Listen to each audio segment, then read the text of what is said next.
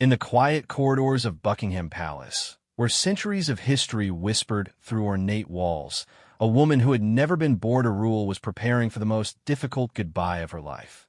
Princess Margaret, the rebellious sister who had danced on the edge of scandal and propriety, now faced a moment that would strip away all pretense and reveal the raw humanity beneath the crown jewels. It was September 2002, and the royal family was about to witness something extraordinary.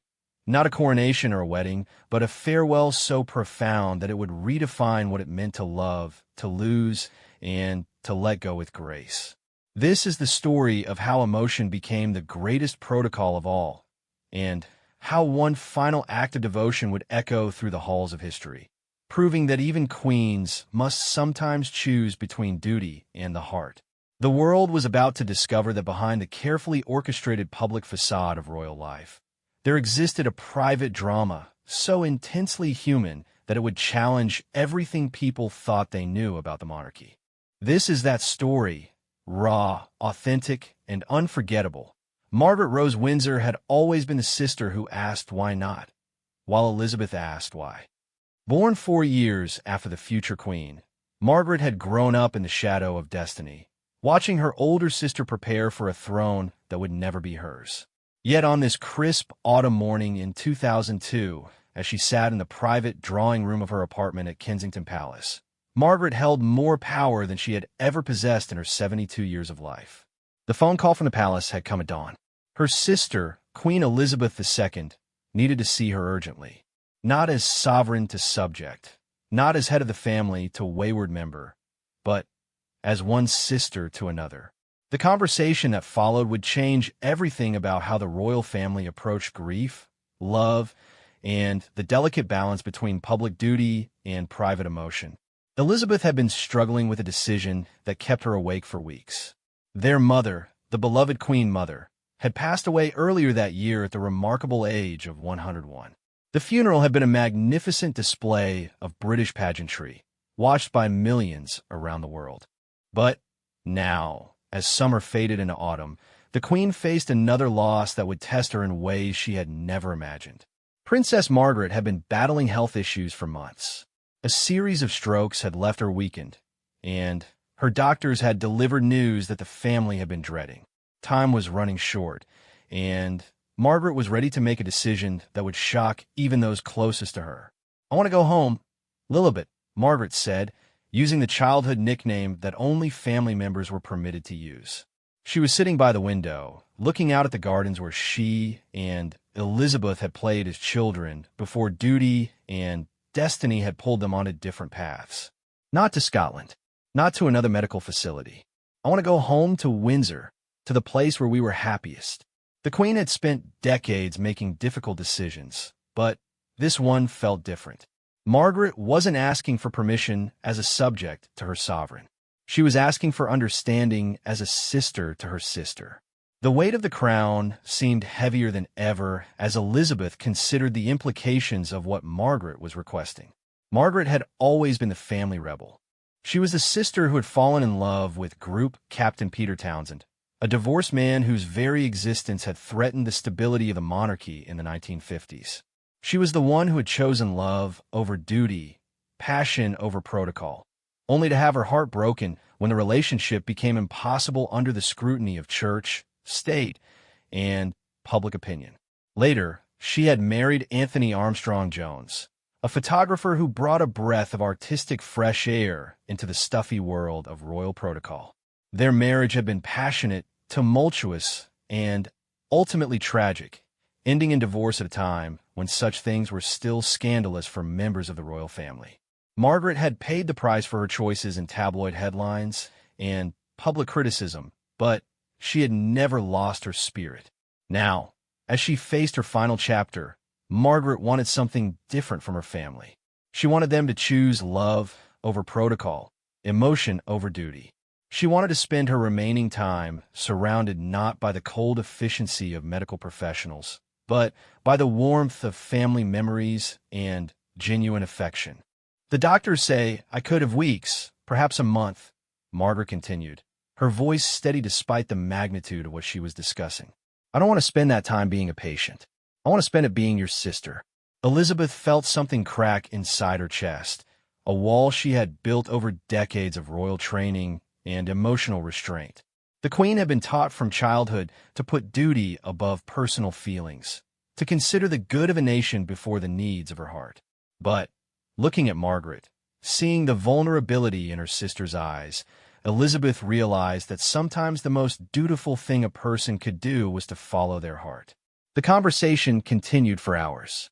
They talked about their childhood, about the weight of expectations that had shaped both their lives, and about the love that had endured despite years of public scrutiny and private struggles. Margaret shared her fears, not about dying, but about being forgotten for who she truly was beneath all the controversy and headlines. "I've made mistakes," Margaret admitted. "God knows I've made mistakes. But I've also loved deeply, laughed freely, and lived authentically. I don't want my final weeks to be about managing my image or protecting the institution. I want them to be about being genuine."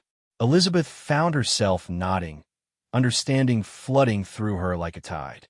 For so long, she had viewed Margaret's choices as reckless, dangerous to the carefully maintained reputation of the monarchy. But now she saw something different.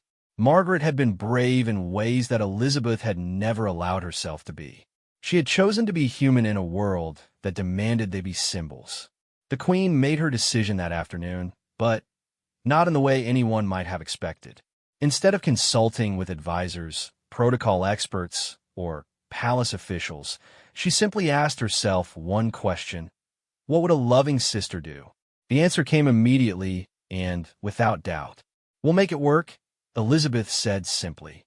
"Whatever you need, we'll make it work." What followed was unprecedented in modern royal history.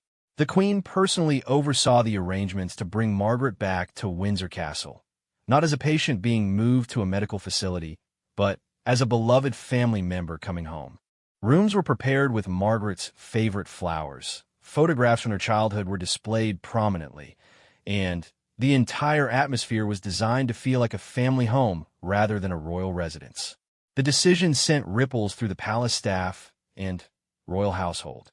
Many had expected a more formal approach, something that would maintain the proper distance between personal feelings and royal obligations. But Elizabeth had made her choice, and she stood by it with a determination that surprised even her closest advisors. Margaret's return to Windsor was kept private, away from the media and public attention. This wasn't about creating a public relations moment or generating sympathy for the royal family. This was about two sisters who had shared a lifetime of experiences, challenges, and love, choosing to face the most difficult moment together. The Queen cleared her schedule of non-essential duties, something that was almost unheard of in the carefully orchestrated world of royal obligations. She spent hours each day sitting with Margaret, sometimes talking, sometimes simply being present. They looked through old photograph albums, reminisced about family holidays, and shared memories that had been buried under decades of royal protocol. One afternoon, as they sat in the drawing room where they had taken tea as children, Margaret asked Elizabeth about regrets.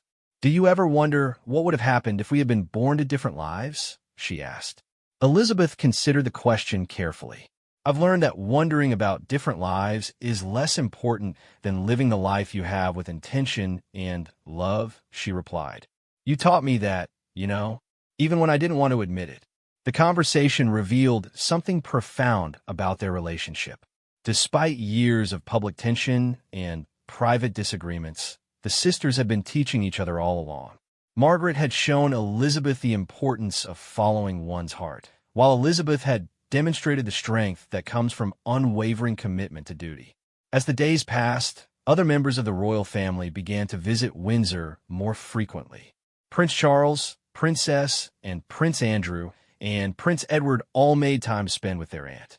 The younger generation of royals, including William and Harry, came to sit with Margaret and listen to her stories about their grandmother, their father, and the family history that lived in her memories. What emerged during this time was a different kind of royal protocol, one based on love rather than ceremony, emotion rather than formality. The family discovered that they could be both royal and human, that duty and devotion were not mutually exclusive, and that sometimes the most important thing a person could do was simply be present for someone they loved. Margaret's presence at Windsor brought an unexpected warmth to the castle. Staff members found themselves smiling more. Family dinners became more relaxed and genuine, and the entire atmosphere seemed infused with a sense of appreciation for the preciousness of time and the importance of authentic connection. The Queen watched all of this with growing amazement. She had spent decades trying to balance the demands of her role with the needs of her heart, often feeling like she had to choose between being a good queen and being a good sister, mother, or wife. But Margaret's final chapter was teaching her that the two could coexist beautifully when approached with intention and courage. One evening, as they sat together in comfortable silence, Margaret reached for Elizabeth's hand. "Thank you," she said simply, "for choosing love."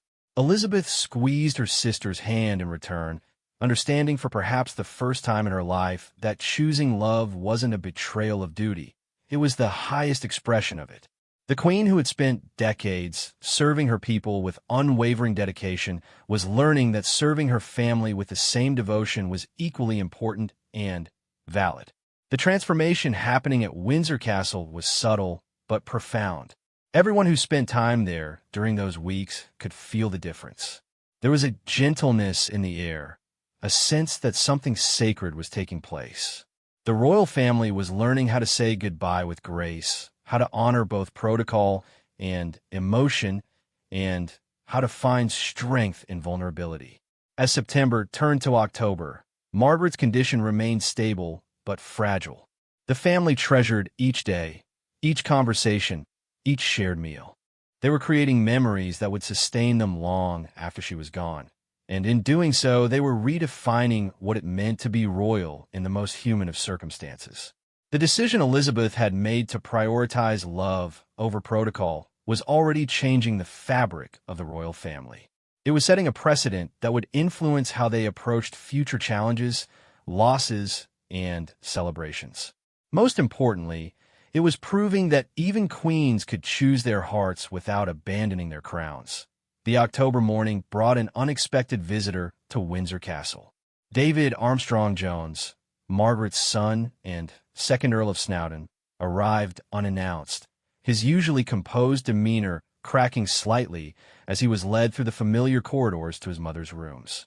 The young man who had grown up navigating the complexities of being both a royal and the child of a famously tumultuous marriage was about to experience something that would redefine his understanding of family, forgiveness, and the power of unconditional love. David had always had a complicated relationship with his mother. Margaret's struggles with depression, her battles with the media, and her sometimes erratic behavior during his childhood had left scars that he carried into adulthood. Like many children of troubled parents, he had spent years trying to distance himself from the chaos, while simultaneously yearning for a connection that felt impossible to achieve. The palace staff noticed the tension in David's shoulders as he approached Margaret's sitting room. Some family reunions at the end of life bring healing, while others simply underscore old wounds and regrets. No one could predict which this would be, but everyone who witnessed what followed would later describe it as one of the most profoundly moving encounters they had ever observed. Margaret was sitting by the window when David entered, her silver hair catching the afternoon light. She had lost weight in recent weeks, but her eyes still held the spark of intelligence and mischief that had defined her throughout her life. When she saw her son, something shifted in her expression, a softness that few people had ever witnessed. "Darling," she said simply, extending her hand toward him. David hesitated for only a moment before crossing the room and taking her hand in his.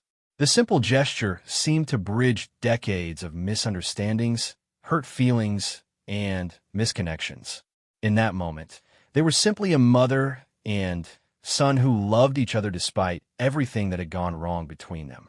What followed was a conversation that lasted for hours, spanning David's entire life and Margaret's reflections on motherhood, choices, and the price of living in the public eye. Margaret spoke with an honesty that was both painful and liberating, acknowledging the ways her own struggles had affected her children while also sharing insights that David had never heard before. "I wasn't always the mother you deserved," Margaret said, her voice steady but filled with emotion. "I was fighting so many battles, with the press, with my own demons, with the expectations that seemed to multiply every day. Sometimes I forgot that you were just a little boy who needed his mother to be present and stable." David felt tears he had been holding back for years begin to surface. "I used to wonder if you loved me," he admitted. "There were times when it felt like everything else in your life was more important. The parties, the causes, the public appearances. I felt invisible." Margaret turned to look directly at her son, and David saw something in her eyes that he had been searching for his entire life: complete, unconditional maternal love. "Oh, my darling boy," she said, "you were never invisible to me. You were the light of my life, but I was so afraid of failing you that I sometimes created the very failure I was trying to avoid. I loved you so much that it terrified me." The conversation continued throughout the afternoon, with Margaret sharing stories from David's childhood that he had never heard before. She told him about nights when she would sit by his bed watching him sleep, overwhelmed by love and responsibility. She described the pride she felt watching him grow into an accomplished photographer and filmmaker, following his own artistic path rather than simply accepting the role that royal birth had assigned to him. "You became the person I always hoped you would be," Margaret said. "Independent, creative, authentic. You didn't let the dysfunction in our family define you, and that took tremendous strength." David found himself sharing memories he had buried for years. Moments of genuine connection with his mother that had been overshadowed by the more dramatic and painful parts of their relationship. He remembered quiet afternoons when Margaret would help him with art projects, her face lighting up as she watched his creativity unfold. He recalled family holidays when she would forget about being a princess and simply be present as a mother, building sandcastles and telling stories. As the day progressed, other family members began to gather. Princess Anne arrived first, followed by Prince Edward. The dynamics between Margaret and her nephews and niece had always been warm, but somewhat formal, shaped by the generational differences and the complex hierarchy of royal family relationships. But the atmosphere at Windsor during those October weeks was different, more intimate, more genuine. And known for her no-nonsense approach to life, surprised everyone by bringing a photo album filled with pictures of family gatherings from the 1960s and 1970s. The images showed a side of royal life that the public rarely saw: candid moments of laughter, informal family dinners, and occasions when protocol was abandoned in favor of simple human connection. "I found these in Mother's things," and explained to Margaret. "I thought you might enjoy looking through them." The photo album became a catalyst for an evening filled with storytelling, laughter, and shared memories. Margaret regaled her family with behind-the-scenes stories from state dinners, family weddings, and official engagements. She had always been an excellent raconteur, and her ability to find humor in even the most formal situations had family members laughing until tears streamed down their faces. Edward, the youngest of Elizabeth's children, had always been especially close to Margaret. As a fellow artist and creative person, he understood the challenges of maintaining authenticity within the constraints of royal life. During one particularly poignant moment, he asked Margaret about her advice for balancing personal desires with family obligations. "The secret," Margaret said thoughtfully, "is to remember that being true to yourself doesn't mean being selfish. It means being honest about who you are while still honoring your commitments to the people you love. I spent too many years thinking those two things were incompatible, but they're not." The conversation revealed layers of wisdom that Margaret had gained through decades of struggle, triumph, and reflection. Her family was discovering that the aunt they thought they knew had depths of understanding and insight that had been hidden beneath years of public controversy and personal turmoil. Queen Elizabeth arrived at Windsor late that evening, having concluded a long day of official duties. She found her family gathered in Margaret's sitting room, the atmosphere warm and intimate in a way that royal family gatherings rarely achieved. Elizabeth paused in the doorway, taking in the scene, her sister at the center of attention, her children relaxed and genuinely engaged, the room filled with the kind of authentic connection that had become increasingly rare in their structured lives. "Don't stop on my account," Elizabeth said with a smile that surprised everyone with its warmth. "This is exactly how it should be." Margaret looked at her sister with gratitude and understanding.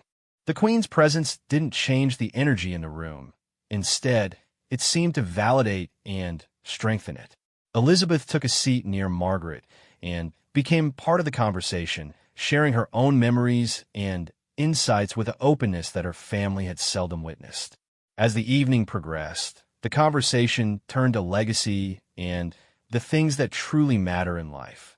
Margaret spoke about her regrets, but she also talked about her triumphs, the causes she had supported, the artists she had championed, and the moments when she had been able to use her position to make a positive difference in people's lives. "I want to be remembered as someone who tried to live authentically," Margaret said. "I made mistakes, certainly, but I never pretended to be someone I wasn't. That has to count for something." David found himself seeing his mother in an entirely new light. The woman he had sometimes viewed as selfish or irresponsible was revealing herself to be someone who had struggled courageously with impossible circumstances, someone who had paid a high price for refusing to suppress her true nature in service of an image that felt false to her. The evening ended with embraces that felt different from the formal kisses usually exchanged at royal family gatherings. These were hugs between people who had reconnected with their shared humanity, who had remembered that love and understanding were more important than protocol and propriety. As family members prepared to leave, Margaret asked David to stay a little longer. Mother and son sat together in comfortable silence, watching the moon rise over the grounds of Windsor Castle. The weight of years of misunderstanding had lifted, replaced by something precious and fragile, a genuine connection between two people who loved each other despite their flaws and mistakes. "I'm proud of you," Margaret said as David prepared to leave. "Not because you're royal, not because of any title or position, but because you're a good man who has chosen to live with integrity and kindness." David kissed his mother goodbye, understanding that this conversation had been a gift of immeasurable value. They had found their way back to each other not through grand gestures or dramatic reconciliations, but through simple honesty and the courage to be vulnerable with each other. The ripple effects of that evening would be felt throughout the family for years to come. David's relationship with his mother had been healed, but more than that, the entire family had witnessed the power of authentic communication and unconditional love. They had learned that it was never too late to rebuild connections, to offer forgiveness, and to choose understanding over judgment. As October continued, the atmosphere at Windsor remained transformed. The family had discovered something precious in those weeks, the ability to be genuinely present with each other, to prioritize love over appearance, and to find strength in vulnerability. Margaret's final chapter was becoming a masterclass in how to face life's most difficult moments with grace, honesty, and an open heart. The first week of November brought an unexpected request that would challenge every assumption about royal protocol and the boundaries between public duty and private grief. Princess Margaret, growing weaker but maintaining the sharp intellect that had defined her throughout her life, asked to see her former husband, Anthony Armstrong Jones, now Lord Snowdon. The request sent ripples through the palace staff and family members who understood the complicated history between the couple whose marriage had captivated and scandalized Britain in equal measure. Margaret and Tony, as he was known to family and friends, had divorced nearly 30 years earlier after a marriage that had been passionate, creative, and ultimately destructive. Their relationship had been a collision between two strong personalities, both artists, both rebels in their own way, both struggling to maintain their identities within the constraints of royal life and public scrutiny. The marriage had produced two beloved children, David and Sarah, but it had also generated countless headlines about infidelities, arguments, and the kind of dramatic dysfunction that tabloids fed on for years. By the time their divorce was finalized in 1978, both Margaret and Tony seemed relieved to be free of each other, though the pain of what they had lost had never entirely faded. Now, facing the end of her life, Margaret was requesting something that surprised everyone who knew their history. She wanted to see Tony not to settle old scores or rehash ancient grievances, but to acknowledge what they had shared and to find some kind of peace with the choices they had both made. Queen Elizabeth was initially hesitant about the meeting. The royal family had moved on from the era of Margaret and Tony's turbulent relationship, and there seemed to be little to gain from reopening old wounds. But Margaret's request was stated with such quiet determination that Elizabeth realized this was not a whim or a moment of nostalgia, but something her sister needed for her own peace of mind. "I need to talk to him, Lilibet," Margaret explained. "Not about the past, not about who was right or wrong, but about what we created together. Our children, our memories, the love that existed before everything went wrong. I can't leave this world with all that bitterness between us." The conversation with Tony was arranged for a quiet afternoon when the castle would be relatively private. Armstrong Jones, now in his 70s and still working as a respected photographer, arrived at Windsor with the same mixture of nervousness and curiosity that had characterized his relationship with the royal family for decades. The man who entered Margaret's sitting room was different from a young photographer who had swept the princess off her feet in the 1960s. Time had silvered his hair and lined his face, but his eyes still held the intelligence and creativity that had first attracted Margaret. Similarly, Margaret had changed dramatically from the vibrant young woman who had defied convention to marry him, but Tony could still see traces of the spirit that had captivated him decades earlier. Their initial conversation was tentative, both of them careful not to trigger the old patterns of conflict that had characterized their relationship for so many years. They talked about their children, their grandchildren, and the paths their lives had taken since their separation. But gradually, the conversation deepened into something more meaningful and honest. "I've spent years being angry," Margaret admitted. "Angry at you, angry at myself, angry at the circumstances that made our marriage so difficult. But anger is exhausting, and I don't want to carry it anymore." Tony nodded, understanding flooding his face. "I was angry too," he said. "Angry that I could never be enough for you. Angry that the palace never really accepted me. Angry that our love wasn't strong enough to overcome all the obstacles we faced." What followed was not a reconciliation in the traditional sense, but something perhaps more valuable, an honest acknowledgement of what had gone wrong and why, coupled with a recognition of what had been beautiful and worthwhile about their relationship. They talked about the early days of their courtship, when Tony had brought a sense of artistic adventure into Margaret's structured world, and she had brought passion and spontaneity into his ambitious but sometimes lonely life.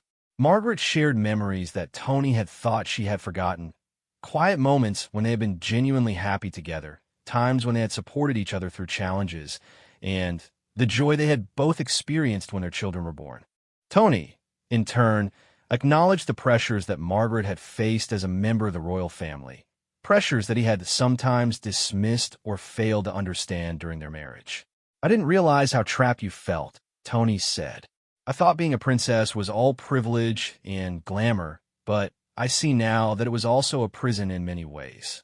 You were trying to be authentic in a world that demanded you be a symbol, and I didn't always support you the way I should have." Margaret reached for his hand, a gesture that would have been impossible during the bitter years following their divorce. "We were both trying to figure out how to be ourselves," she said. "The problem was that we were so busy fighting the constraints that we sometimes forgot to fight for each other." The conversation revealed layers of understanding that had been buried under years of hurt feelings and public humiliation.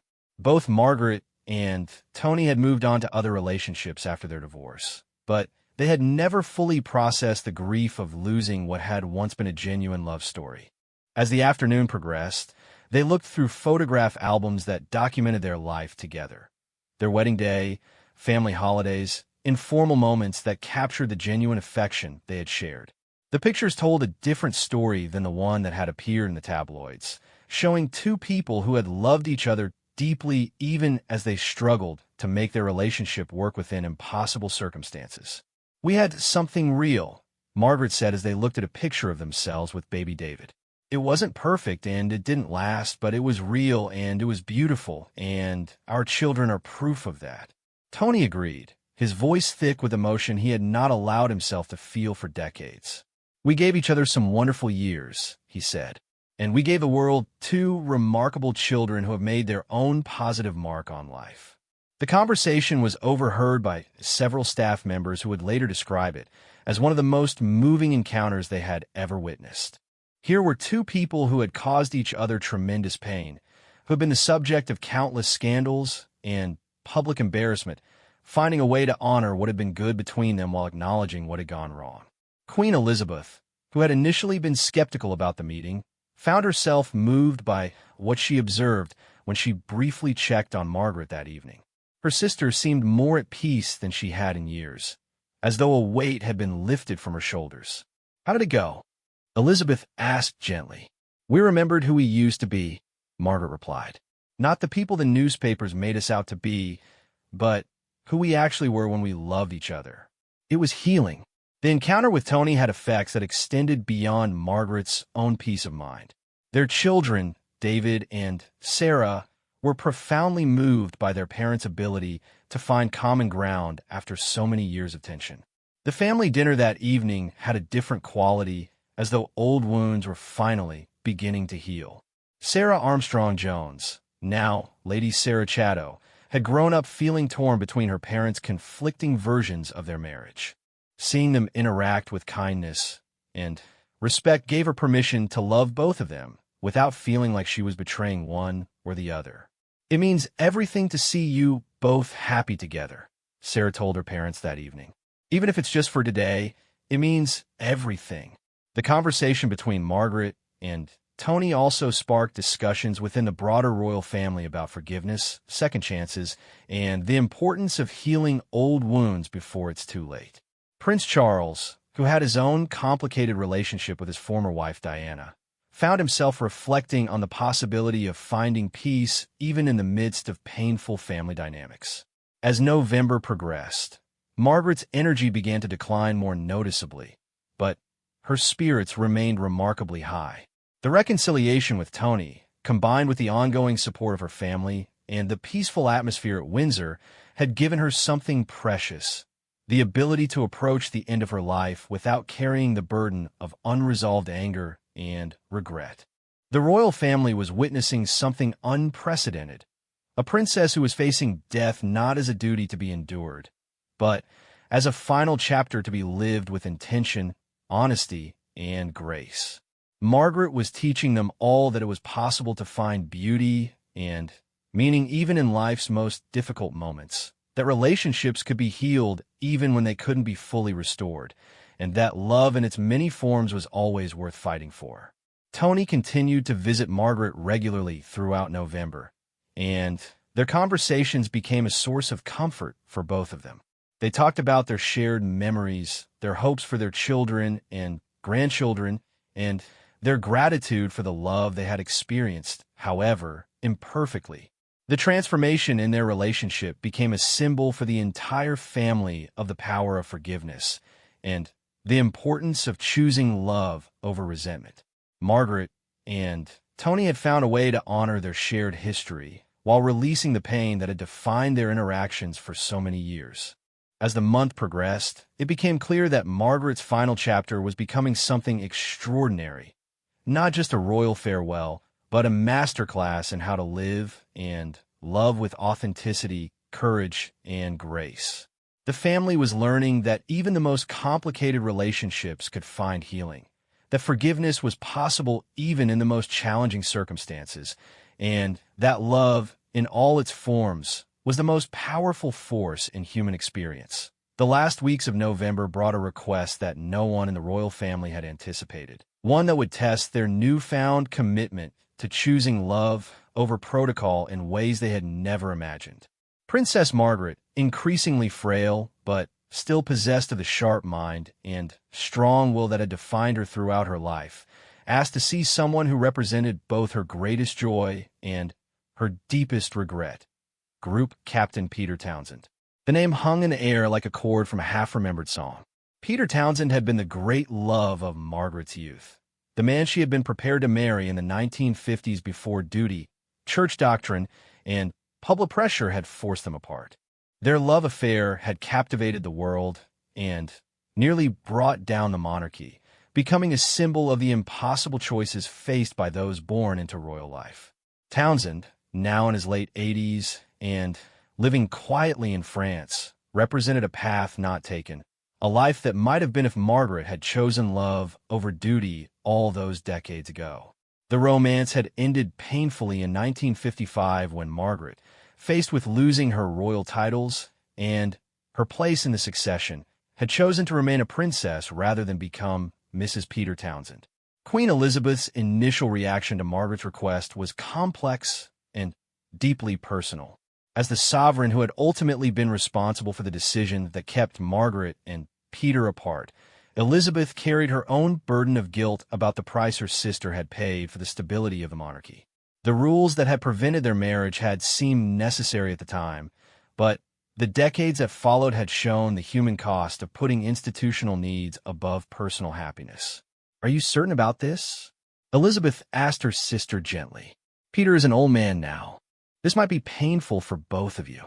Margaret's response revealed the depth of thought she had given to the request. "I need to see him, Lilibut, not to relive the past or to imagine what might have been, but to thank him.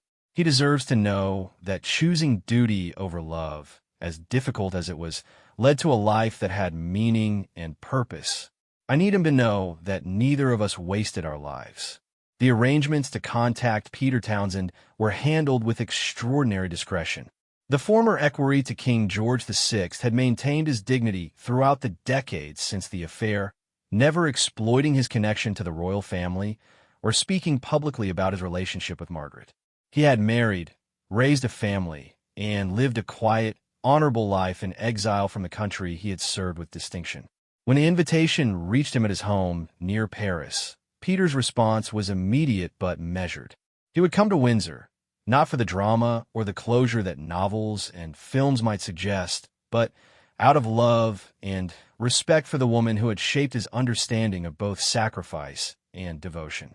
Peter Townsend arrived at Windsor Castle on a gray November afternoon, looking every one of his 88 years, but carrying himself with the same dignity and quiet strength that had first attracted Margaret nearly 50 years earlier. The man who entered Margaret's sitting room was a stranger in many ways.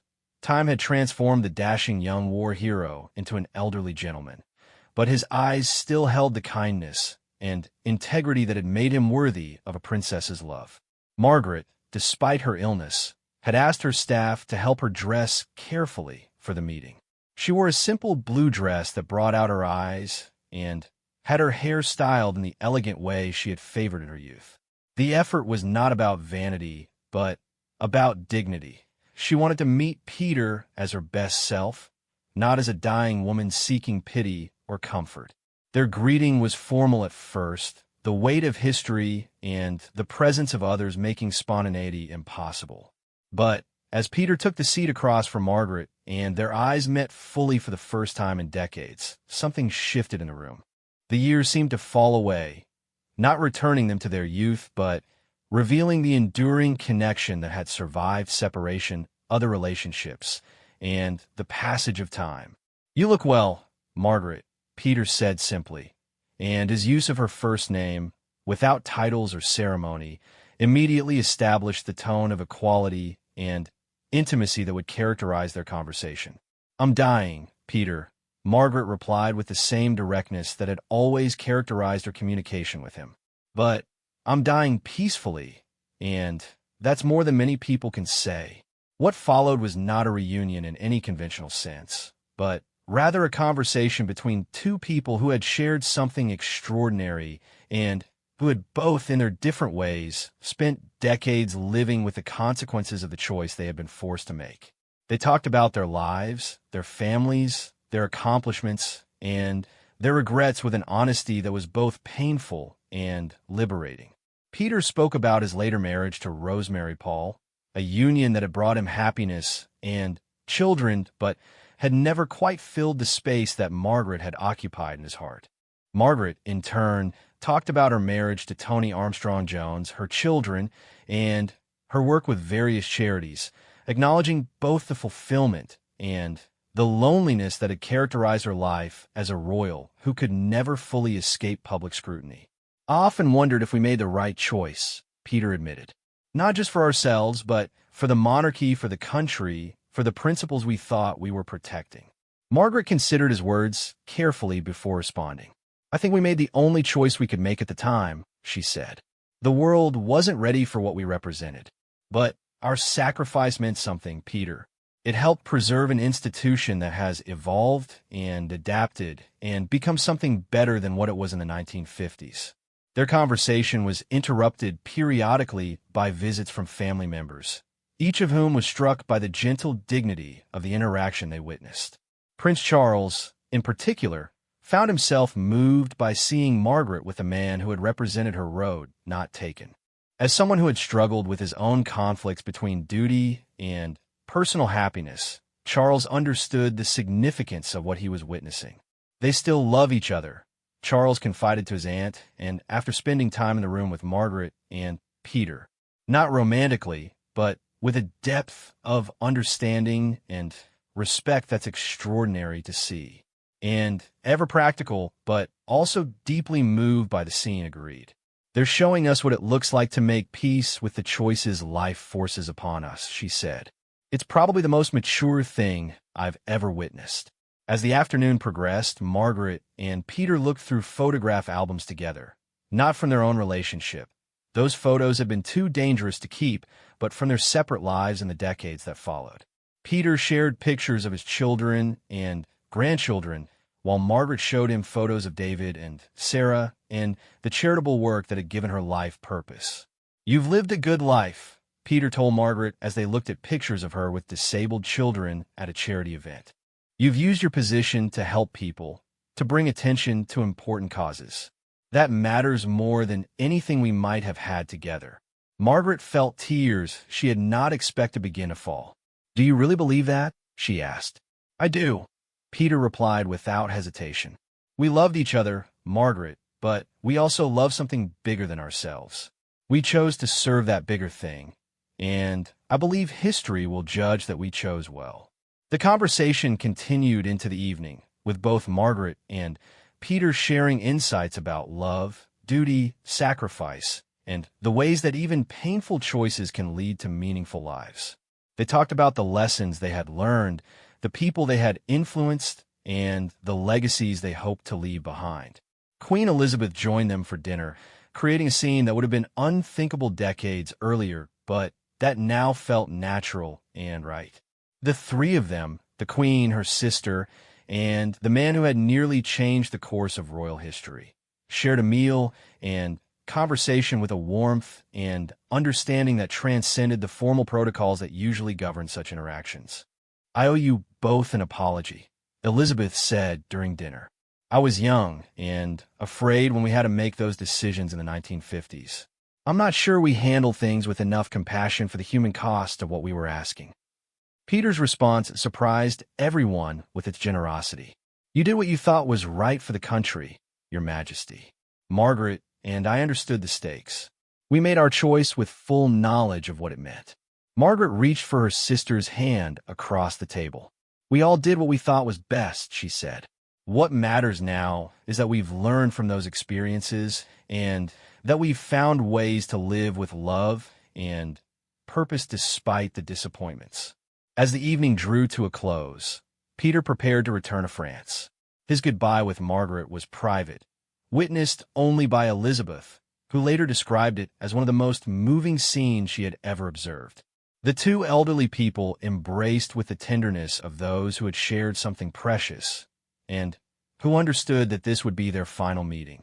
"Thank you," Margaret whispered as they held each other. "Thank you for loving me enough to let me go."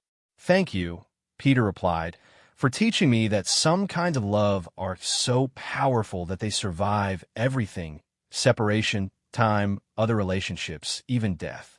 After Peter left, Margaret sat quietly with Elizabeth, both sisters contemplating the extraordinary day they had shared. The meeting had provided something that neither had expected.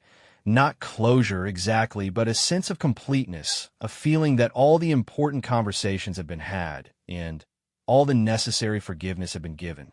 "I'm proud of you," Elizabeth told Margaret as they prepared to retire for the evening. "Today took tremendous courage." "It took both of us," Margaret replied. "Peter to come, and me to ask him to come, and you to allow it. We've all grown up, haven't we?" The impact of Peter's visit extended far beyond Margaret's personal sense of peace. The royal family had witnessed something profound about the nature of love, sacrifice, and forgiveness.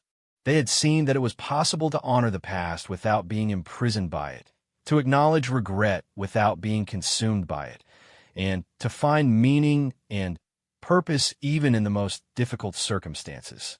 Most importantly, they had learned that choosing duty over personal happiness, while painful, need not mean living without love or purpose. Margaret's life, viewed in its entirety, had been rich with meaning, service, and genuine connection, even though it had not followed the path her heart had originally chosen. As November drew to a close, Margaret's condition continued to decline, but her spirit remained remarkably strong. The conversations with Tony and Peter had freed her from decades of unresolved emotion, allowing her to approach the end of her life with a sense of completeness and peace that surprised everyone who knew her history.